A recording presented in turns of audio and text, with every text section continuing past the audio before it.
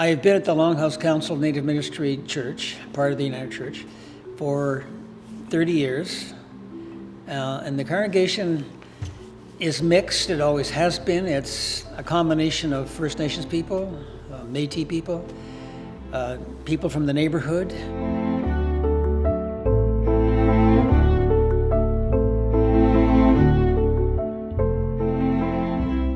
The services for people who've died from an overdose are often very painful.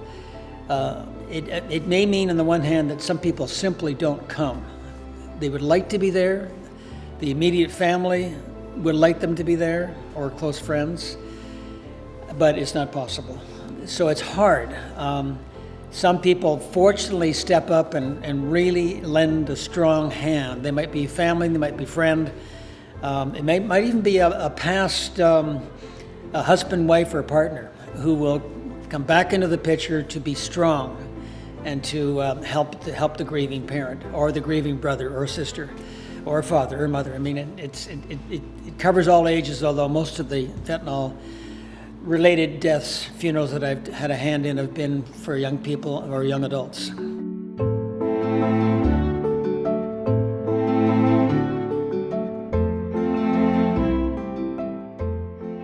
He was using by himself in a downtown hotel room, just a few doors east of where he'd been baptized 31 years prior, almost 31 years prior.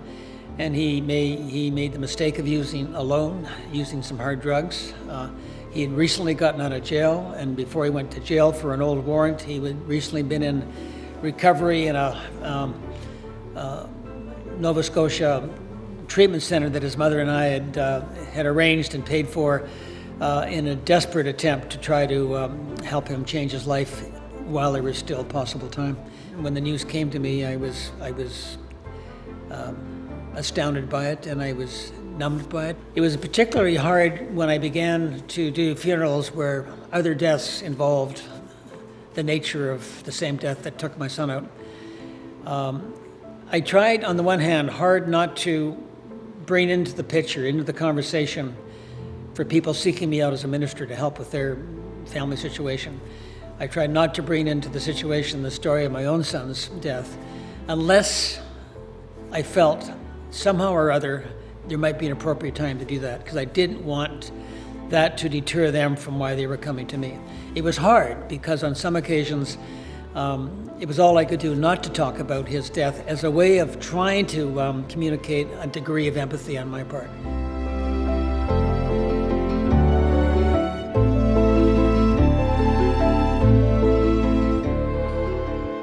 The other thing about addiction, which is much harder to get at, but I give Vancouver and to some extent our province and the federal level of government some credit for this, but not enough, not vigorously enough, not consistently enough, is trying to deal with the underlying social causes in terms of the fragmentation and dislocation that may occur and does occur in an addict's life, so that they often are without significant family, and as a result there can be bad housing, there can be chronic unemployment, and where one reaches a state of basically feeling hopeless.